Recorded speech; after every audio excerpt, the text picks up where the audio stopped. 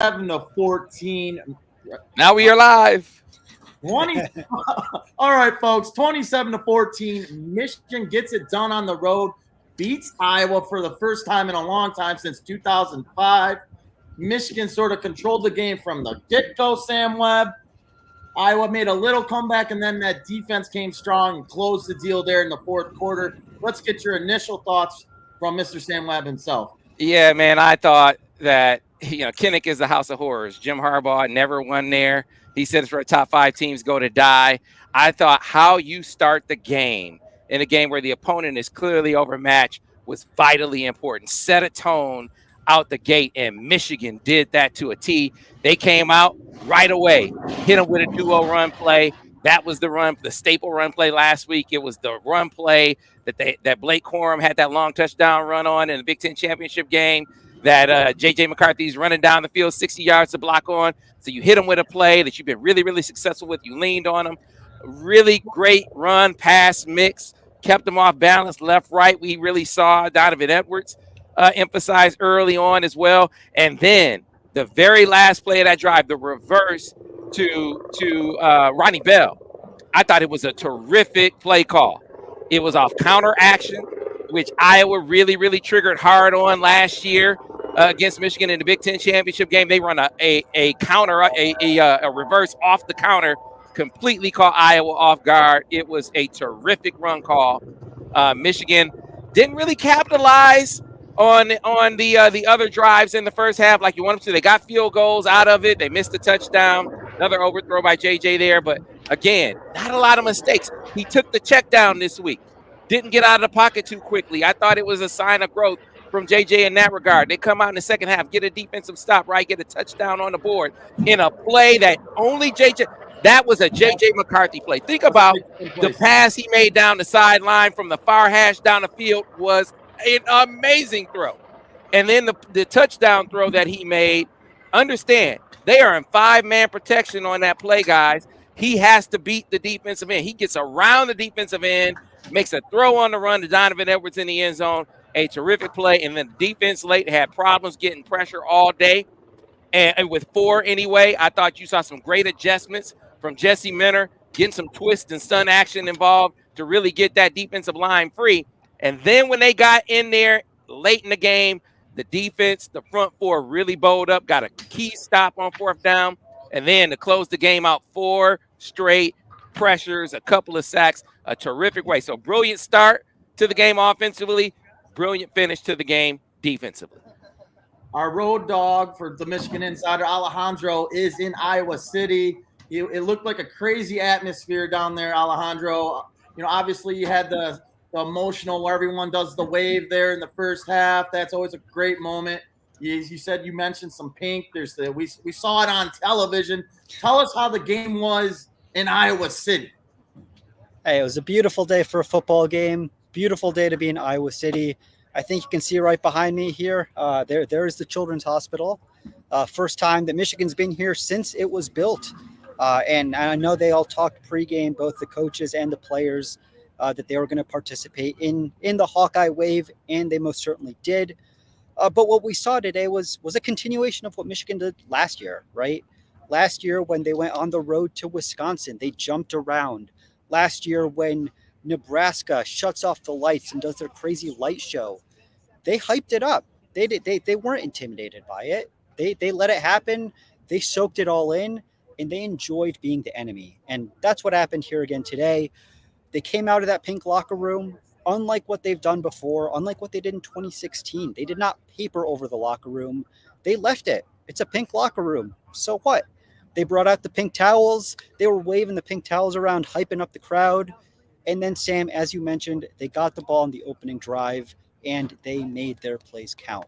I thought this game was why Olu Oluwatimi is so important, because you have a quarterback making a sophomore quarterback making his first start on the road. This is a place where top 5 teams go to die, as Jim Harbaugh said.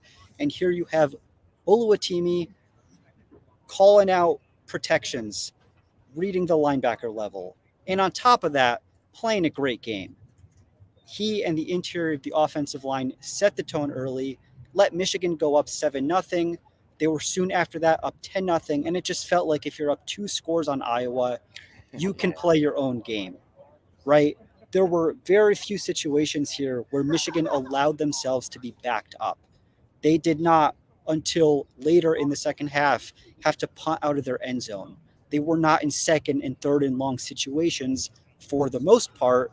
And when you have that sort of even playing field, that's where Michigan's talent, its superiority on the offensive line, and its skill position players, your Blake Quorum, your Donovan Edwards, your J.J. McCarthy, who Jim Harbaugh called a younger version of himself, and better version for that matter, those all came through. And no, it wasn't a 42-3 scoreline. It wasn't something as lopsided as the Big Ten championship game, but it was pretty clear that Michigan was the superior team. And they did some things to this Iowa defense that no one until today has done this season. Well said, Alejandro. Yeah, as you mentioned the first true road test for J.J. McCarthy as a starting quarterback, a big win. Iowa team that was only that university is about 3.5 hours from where he grew up in the Chicagoland area. Big road win for McCarthy and the Michigan Wolverines. Sam, let's go back to you. Obviously, 5-0. The offense seems to be getting better and better every week with JJ under center. What's the next step for this team as they prepare for another key road contest at Indiana next week? Yeah, so a couple of things stand out to me in this game. It was a growth game for JJ, for sure. Last week there was a lot, and I got to give Joel Klatt some credit because, while I thought he sort of leaned into Iowa's getting jobbed on the calls, he kind of leaned into that early. He got away from it late, which was good. Michigan did get the benefit of a clipping call. That was a bad call, but after that, I thought the officiating, the refereeing was on point. But one thing that he pointed out in last week's game that wasn't really that accurate, and I had, upon reflection, had to sort of reflect a little bit too, or recant a little bit too, and that was it really seemed like, man, receivers just aren't getting open. Like, talking about against Maryland, receivers just aren't getting open, between kind of scheming guys open a little bit more and receivers doing a better job of just working themselves free. Maybe that's an adjustment moving forward, when in reality what was the case was Maryland was showing JJ some things that they hadn't shown on film, and in turn, JJ hadn't seen before. So he was getting out of the pocket, maybe getting away from the play before letting the check down develop. We saw that on a few occasions. He didn't make that mistake this week. There were definitely some times where you could tell he wanted to maybe see coverage revealed. Maybe he wanted to go down the field. Instead of running out of the pocket, he found his check down. Time and time and time again. That's a sign of growth for J.J. McCarthy in this game. Still missed a deep shot.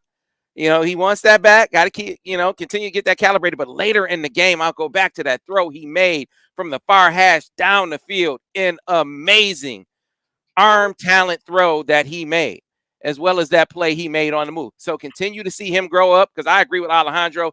The play of the offensive line against a stout Iowa defense. If nothing else, guys, Iowa is going to take away your run game.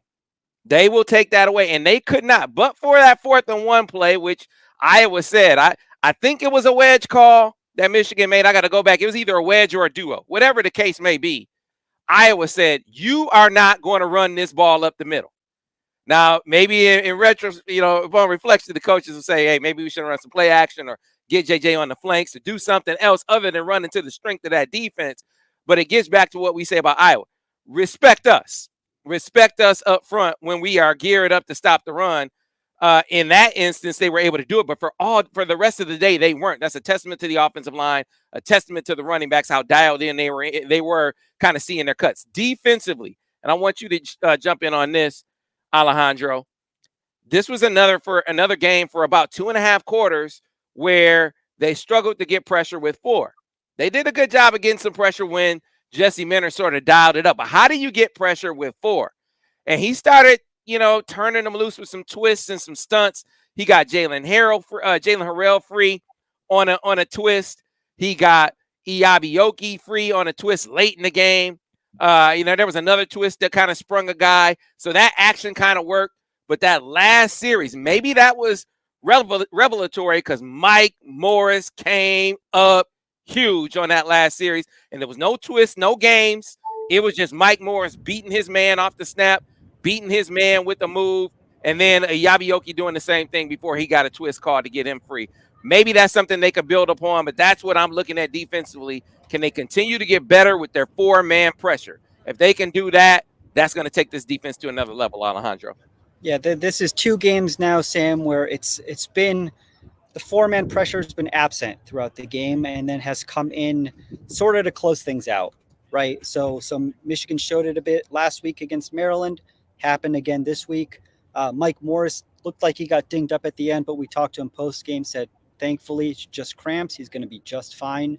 But he said that's something he was scouting for himself all game. He said, that was a mismatch. That was a move that I knew I could pull, and I had that in my back pocket, and he pulled it out. And it was 4 dropbacks on that last series for Iowa when Michigan closed it out, and they were able to get pressure every single time. They got a couple of sacks on that. Yabioki, who is earning more snaps, I think he will continue to earn more snaps. He is an absolute weapon as a pass rusher. He gets off the ball like nobody's business, and especially against a quarterback like Spencer Petras, who, for everything you want to say about him, he can stand in the pocket. He can make some throws, as we saw today. What he can't do is roll out and break, he can't break a 10-yard run. We saw if Michigan could get a hand on him, they could bring him down. For a big guy, he sure falls pretty easily, it seems like. But this was, again, I think the Michigan defense I came away a little bit less impressed with than I expected, especially with what we've heard about the Iowa offense. This is the worst offense in the Big Ten and one of the worst in the country in almost every major metric. But when it came down to it, they got the stops, right? And when it came down to it, when it was, one last ditch effort for Iowa, it was 4 straight pressures, it was 2 sacks, and it was Spencer Petras getting hit to the turf every single time. So I think there's a lot to be said about how much respect opposing teams have for Jesse Minter's blitz packages. This is now Kirk Ferentz and Mike Locksley last week who said, we cannot be in 3rd and long situations because we know if we put ourselves in these situations, it's going to be a problem for us. So teams respect that. Teams respect the fact that they're not getting necessarily what they're seeing on 3rd and long situations. There's going to be blitzers coming from the secondary, from the linebacker level, some stunts, some twists. I think 4-man pressure is still something that Michigan's trying to find an answer for, but it did look better today against a quarterback who isn't a Talia Tagovailoa, right? Yeah, except for 3rd and 22. Except for 3rd and 22. Yeah, except because it was a straight rush, no twist, no action up front, and they couldn't really break free. So one or two things I think he comes out of that with either he's going to pressure there, or maybe he sends some movement up front to maybe spring a guy like he did on the final play, not the final series, because they obviously scored a touchdown when Michigan was in prevent after that, but the final meaningful series, right? He brought a stunt up front. Yabioki comes free. I think, Jesse Minter's still finding out what his guys can do. His package is legit. His blitz package is absolutely legit. And Josh, you've been to Iowa several times before. No matter what you say about Iowa and how terrible their offense is, it's just something about them at home, man, that, if you don't put them away, if you aren't up 30-0 in the first half, it just feels like they're in the game. They're a player or 2 away, and that's that pressure where JJ fumbles, that gave them just enough life to make this a little more hairy for Michigan down the stretch. But credit to Michigan, Josh, and you know this. You got to stomp them out, and Michigan was not able to do that in the past. They were able to do that tonight. Yeah, I think a key advantage to this, and I feel like this game, generally the background where Alejandro's standing, it's pretty dark out.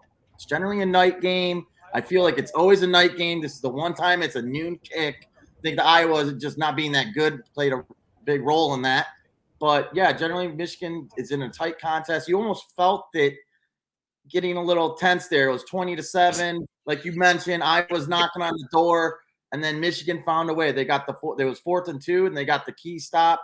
They made Petrus make a play, and he just couldn't make that throw, and that was all she wrote. Michigan squeaked it out and then sort of just ran away with it. Then I want to give a shout out to Blake Quorum. He's become quite the workhorse for this Michigan football offense. Can we say Heisman watch? Can we say Alejandro? I mean, you think it's? I mean, the guy is. I think he's leading the country in touchdowns right now. Touchdowns. He had 29 carries again. He had 29 carries this week for like 130 plus yards. Plus, of course, he had one of the all-time greatest games in Michigan football history last week as far as single game rushing yards. So I think he's like 370 plus yards the past 2 weeks. So it's a great run for him. The more Michigan continues to win, I think I agree with you, Sam. Quorum's going to have to be in that discussion, and especially for the Doak Walker Award. Especially, he's going to be in that discussion. So he's off to definitely a great start this season. Yeah. Great stuff. Well, look for full recap and coverage, Alejandro, from Iowa City. We're going to have our recap talking to all of our different analysts about the game. And by the way, look out for Monday Morning Quarterback. Look out for Monday Morning Quarterback like we always do in all of the analysis breakdowns with Vance and with Al. But I'm pointing to Monday Morning Quarterback in particular because before the game, Reggie Bush, who I've been saying Devin Gardner should replace. Who doesn't think Reggie Bush should be replaced by Devin Gardner on the big noon broadcast, right? His analysis before the game, he said Iowa is going to upset Michigan because their crowd is fired up. That was his analysis. Iowa's going to upset Michigan because the Hawkeye crowd is fired up. So with that kind of analysis, I got to believe there's room for we got to talk to Devin about that. What does he think about that piece of analysis from Reggie Bush and all other meaningful analysis, not only throughout the day? We have Alejandro and Zach Shaw in Iowa City. We're going to have our full breakdowns with our guys, and we get into the film breakdowns coming up during the week. So looking forward to that. Josh, can we make a habit of this, Josh Newkirk? Maybe. I like it, Sam. All right. Blake, I guess I'll wrap it up for Alejandro, for Sam. I'm Josh. That's going to wrap it up for all our coverage and more. So look for our coverage and more around the MichiganInsider.com. And that's a wrap.